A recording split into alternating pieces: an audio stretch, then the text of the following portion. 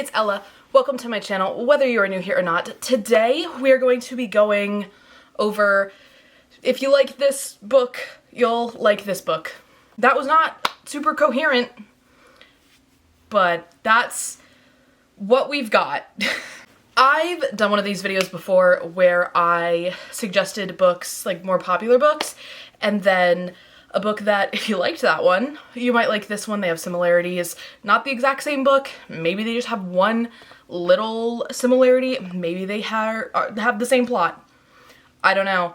But that's what we're going to be doing today. I have 10 little matchups here today, and we're going to be going through them. And I'm going to try not to talk for half an hour about each individual book, and we shall see how I do. We're gonna charge my phone while I do this because my charger's right here and because my phone is almost dead. It's called multitasking. The first pairing that we have is, if you liked You Deserve Each Other by Sarah Hogle, then you should read Ever After Always by Chloe Lisi. You Deserve Each Other is about a couple. They are engaged and they loved each other once and love each other no longer. It is it's an engagement in trouble romance. Ever After Always is a marriage in trouble romance, and I don't usually love relationship in trouble romances. As a matter of fact, I didn't love You Deserve Each Other, but I know a lot of people really do. I much preferred Ever After Always. Both of these books are, the couples used to be super duper in love with each other and very into each other, and over time, as it can be a little realistic in relationships, unfortunately, these couples built up a resentment towards each other. In one book, this book, You Deserve Each Other, it's a lot of In You Deserve Each Other, a lot of the resentment is as a result of the male main character's family. In Ever After Always, a lot of the issues, if I remember correctly, it's been a while since I read this book, but if I remember correctly, a lot of the issues stem from fertility. I don't know if that was like a great description, but that's the general gist. Both of them, relationship and trouble romances. Both of them are painfully realistic. Both of them have happily ever afters. I much preferred Ever After Always to You Deserve Each Other. So, yeah. Next up, we have two books that have essentially the same plot, and that is The Honey Don't List by Christina Lauren and Weather Girl by Rachel Lynn Solomon. Sorry if the angle changed. My dog had to go to the bathroom. This book is one of the most underrated romances I think I've ever read. I gave this book 5 stars. I absolutely loved it. The Honey Don't List is... We'll do that one first. Honey Don't List is about this couple. If you're not new here, I'm terrible with names, but The Honey Don't List is about these two assistants, and one of them's the assistant to the wife, one of them's the assistant to the husband, and the husband and wife are essentially like Chip and Joanna Gaines. They are HGTV people that redo houses. The married couple, they are not doing well. They're either going through a divorce or going through really difficult times in their marriage, and they're fighting a lot, and it's making a very hostile work environment for the two main characters of this book. And the two main characters kind of work together to try to get their bosses to get along with one another again, because it's making their work lives miserable to have them fighting and at odds with each other, and in the process, they end up dating. Weather Girl by Rachel Lynn Solomon is about this girl named Ari who has always dreamed of becoming a meteorologist, and she works at this news station under her childhood hero, Stormy Daniels. Stormy is married to a man who I cannot remember the name of, but he's the sportscaster at this news station that Ari works at. And Stormy and Stormy's husband, whatever his name is, their marriage is in trouble. And Ari works under Stormy in weather, and Russell, the male main character in this book, works in sports under Stormy's husband. And Ari and Russell decide that to make their work lives better, they want to get Stormy and her husband, I think actually they might be divorced, Stormy and her ex-husband back together, and in the process, they fall in love. Both this book and The Honey Don't List have people trying to set up their bosses, and in the process, falling in love. I think That one feels pretty self-explanatory because, as I just said, very, very similar plots. Eerily similar, if you will, but Weather Girl, easily one of my most underrated romances. I absolutely loved it. The Honey Don't List, I think I gave it like a 3 stars. It was good. It was the easy, breezy Christine Lauren writing that everybody loves. Next, we have 2 books that I don't have the physical copies of. The first one is Things We Never Got Over by Lucy Score. I can't believe I don't have the physical copy of this book yet, but I don't have the physical copy of this book yet. And then we have Whispers of You by Catherine Cowles. Both of these books are small town romances. Things We Never Got Over is about this girl named Naomi who is it's her wedding day, and her twin sister, who's always been a troublemaker, calls her, says she needs her. Naomi doesn't really want to get married anyway, so she runs to her sister's town, only to find out that her sister committed a bunch of crimes and then cut town and left Naomi with her daughter, Waylay, I think is the daughter's name. And Naomi, the first person she interacts with in this town is Knox, and he hates Naomi's sister, so he's really mean to her. And then Naomi's like, that's my identical twin, and Knox feels really bad and offers her a place to stay and helps her out with Waylay, and it's like a forced proximity because then Naomi starts working at Knox's bar. You've probably heard of this book. I don't know why I'm going into so much depth. Then we have Whispers of You by Catherine Cowles. And this book is about this girl who, when she was a teenager, she had her high school sweetheart, and one day she was waiting for her high school sweetheart to come over for a date. The date was 15 minutes late, and in those 15 minutes she got shot by 2 kids at school. And that was an issue, and it scarred everyone forever. And so the girl was left in the town, and her high school sweetheart helped her back to recovery and through rehab and everything. And then after she was healed, he was like, I can't handle this. Skipped town, and then comes back 10 years later, is like, I messed up. So it's a second chance romance. Both of these books are grumpy-ish, sunshine-ish romances. I would say they're grumpy sunshine romances. The guys are emphasis on the grumpy. I'll give you that. Emphasis on the grumpy, on the sunshine. And they're small town romances. I think I said that 47 times. And they have a little mystery element, or like a romantic suspense element to them, because Naomi's sister does some things, the shooting happened, and they always thought that there was a partner involved in the shooting. But was there? They don't know. They never caught one. Suspense. We have 2 books right here that I have the physical books. The first book in the series too, the physical.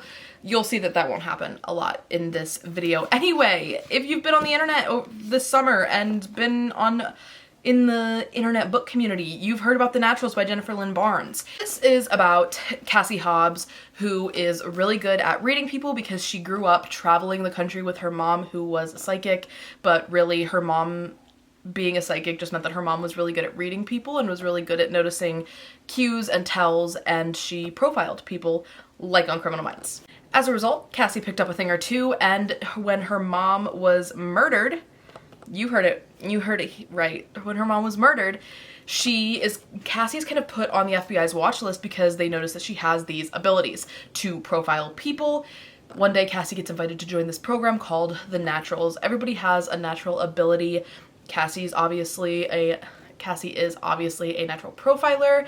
There's a natural liar/lie detector. There's a natural with statistics. There's a natural at reading emotions, and then there's another profiler. All of these kids are 17 years old, working for the FBI, and they're supposed to be working on cold cases, but the cold cases get warm super duper quickly, and it's phenomenal. I absolutely loved this series, breezed through 4 books in 4 days, and would highly recommend. And so I spent the rest of my summer trying to scratch the itch that The Naturals scratched. It was so good. And so I found None Shall Sleep by Ellie Marney. This book is similar in some ways, different it's good. Okay, so let me give you the synopsis and you'll see for yourself. This book is about a girl named Emma Lewis, who is also, I believe, 17. She might be 18. She's a young adult. And she was the only surviving victim in the 1980s. She is the only, it's fiction. This is real, just to clarify. in this book, she is the only surviving victim of a notorious serial killer. She's the final girl, and she is dealing with her trauma. In dealing with her trauma, she's approached by the FBI, and they're like, hey, you know a thing or two about serial killers. Do you want to help us catch this serial killer that's killing kids your age in the DC area? And what ends up happening is that she is supposed to interview her and this one other guy who are also in this program. They are supposed to interview teenage serial killers to find out what motivates teenage serial killers. And in doing so, they end up meeting this one particular serial killer named Simon Gutmunson is his name. And I think that is hilarious. Simon Gutmunson is the worst of all of the teenage serial killers that these people interview, and Simon and Emma kind of have like a relationship. Like Simon has a weird fascination with Emma. This is basically Silence of the Lambs, but young adult. So this is Silence of the Lambs, this is Criminal Minds. Both of them are young adult. Both of them deal with profiling and working with serial killers and stuff that is would never happen in real life, but was incredibly interesting to read about, and I strongly recommend both. I liked The Naturals more. I gave this whole series was a 5-star series. This book, I know there's a second book that came out this year, but I haven't read it yet. But this book was like a 3.5, 4 stars. Still very good, still very much liked it. And if you were looking for something to scratch The Naturals itch, that didn't sound great. If you're looking for something like The Naturals, if you like this, you might like this. It's the point of the video, isn't it? Okay, so if you like the Twisted series, I don't know, actually, now that I'm sitting here thinking about it, I don't know where my copy of Twisted Love is. The Twisted series, if you like the Twisted series, you might like the Darkverse series by Runix. Both of these series feature incredibly morally gray men falling in love with very smart girls. And that's kind of it. That's kind of where the similarities lie. Both of them are companion novel series. The Darkverse series is more of a mafia romance situation. The Twisted series, it is clear, especially in the first book and the fourth book, there are mafia ties. But they're not like in the mafia, they're just incredibly rich, incredibly shady men falling in love with smart girls. Smart girls love shady men, I guess. I don't know. That's these. Speaking of rich people, if you liked the Dreamland Billionaire series by Lauren Asher, you would like the Devil series by Elizabeth O'Rourke, and I say that confidently. As someone who has only read the first book in the Dreamland Billionaire series, I absolutely loved the Devil series. I think I gave these books, it's like there's 4 books in the series, 5, 4, 4, 5, or something like that. Maybe it's 5, 4, 5, 4. Regardless, phenomenal books. The Dreamland Billionaire series, for those of you who haven't heard of them or haven't heard a synopsis, they are about these 3 brothers whose grandfather owns essentially Disney World, and when the grandfather died, they call it Dreamland, but when the grandfather died, he left in his will 3 different tasks for each of the brothers to complete before he can get his inheritance. One of the brothers has to stop working at corporate and go and work at the park. One of the brothers has to get married and have a kid. And one of the brothers has to move, or has to finish up, renovate his childhood lake house, I think. And that's what those 3 are. Like I said, I've only read the first book, and then I DNF'd the second book, so these aren't my favorite, but the Devil series by Elizabeth O'Rourke is my favorite, even though I have the physical copy of this, and I don't have the physical copy of those. I should probably get those at some point. The first book in the Devil series is about this girl whose best friend is an assistant to a very prominent British doctor who lives in Los Angeles, and then the best friend goes on paternity leave because he and his partner adopt a kid, and there's a girl is the assistant in her best friend's place, and it's Grumpy Sunshine, very rich people doing rich people things, and it's really good. And then like each book branches, like a couple branches off of people, like, yeah, it isn't as much found family as you'd think. Like I will say, of all of the companion novel series that I've read, these have like the least to do with each other, but if you take them as 4 standalone books, they're really, really good. I really, really enjoy them, and I would strongly recommend them, especially if you like the Dreamland Billionaire series. Okay, again, books that I am missing the first one in the series too, but if you like the Eden series, you'll like Calamity Montana. Why, you might ask? Because they're by the same author, but let me they're very similar. Anyway, bang my head. Eden series takes place in a small town in Montana where the Edens are this very prominent family. They're town royalty. They own the hotel and a restaurant, and they are the doctors in the town, and they own a ranch, and they own chief of police. This is the first girl in the first book. They do all kinds of things. They really run this town.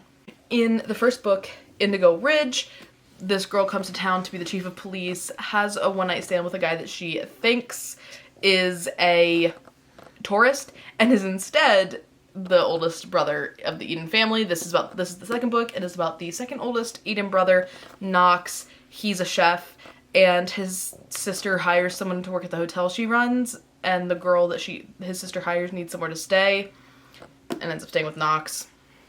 This is everybody's favorite book in the series. Obviously not everybody in the entire world, but like, it's a lot of people's favorite book in the series. Calamity Montana is technically by Willa Nash, but that is a pen name for Devney Perry. The first book in the Calamity Montana series is The Bribe by Willa Nash, and it's about this girl who is a famous country music singer and in Nashville, but then she moves to a small town in Montana because she has a stalker, and she like dyes her hair, goes she goes into hiding, that's what I'm trying to say, and ends up falling in love with the chief of police in Calamity, Montana. Calamity is the name of the town.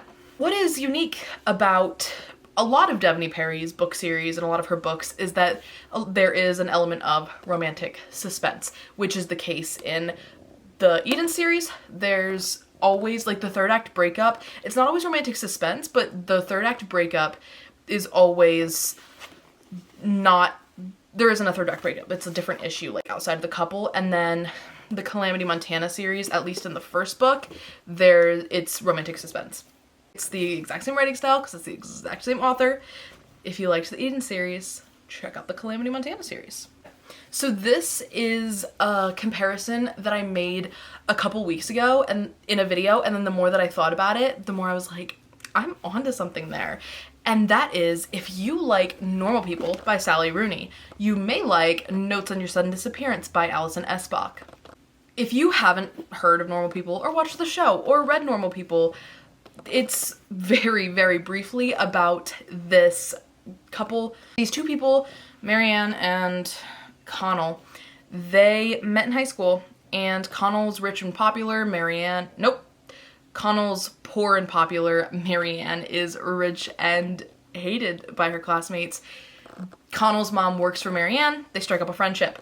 Friendship turns into something deeper, and they always find their way back to each other. But it's never the right time for them to be together. There's these feelings, there's this connection, and there's never a good time for them to be together, and that's kind of the appeal of the book. In Notes on Your Sudden Disappearance, imagine my surprise when I'm reading this book, and I thought, okay, so this book is advertised and is kind of about this girl named Sally who grew up in the 90s and absolutely worshipped her big sister Kathy. Kathy had a boyfriend named Billy. Billy, Kathy, and Sally, this sounds like a math problem.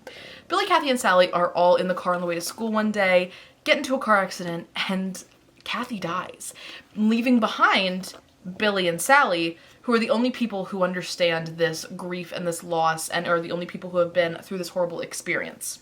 Billy lost his girlfriend, Sally lost her sister, two massive losses, And because of this, they always have this connection. And again, it's never the right time for them to be together, but there is a romantic aspect to it.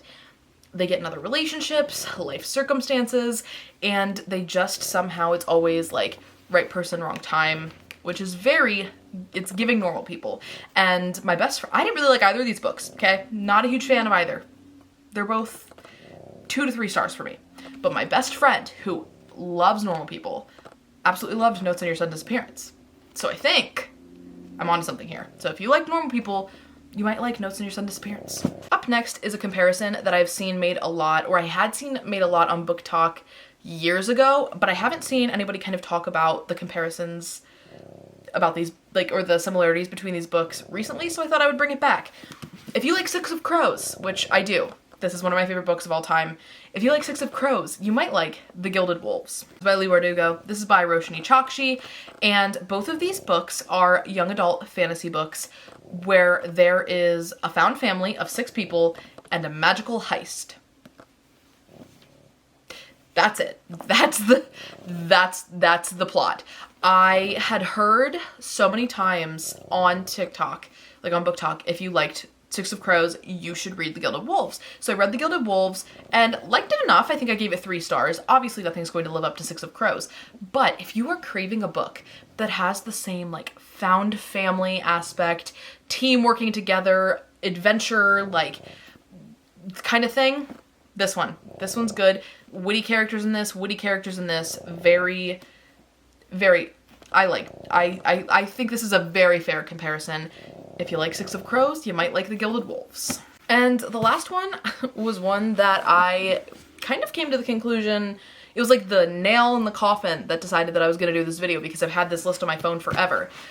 And that is, if you liked the Renegades trilogy, you might like the Prison Healer trilogy, or vice versa. I actually don't know which of these books is more popular. But if you like Renegades or the Prison Healer, you might like the Prison Healer or Renegades. Now, the tricky part with this is that I'm going to give you synopses of both of these books, and I can tell you a few similarities, but the biggest similarity that I noticed comes in the second book of the Prison Healer trilogy, so I can't, but if you know, you know. And you should just trust me on it and read it, because it's a really good book. Even if you don't think it's like the Renegades, it's still a really good book and you should still read it. This book is about a girl named Nova who was raised by anarchists who in this like dystopian world are the evil villains. Sorry if you heard my dog snoring. In this world, there are superheroes and supervillains. The superheroes are called renegades. The supervillains are called anarchists. I cannot think of that word to save myself. Nova's uncle was the head anarchist, and he died 10 years ago in like the big blowout battle that put the renegades in charge of the world that they live in. And ever since, Nova has been furious at the renegades for taking away the only family that she's ever had, and finally decides that she's going to join the renegades and become a spy and take them down from the inside. But what happens when she gets paired up with the son of the head renegades and likes him more than she thought? That's what this book's about. The Prison Healer is about this girl named Kiva. This is my most... I read this book this month, so like I've read it recently.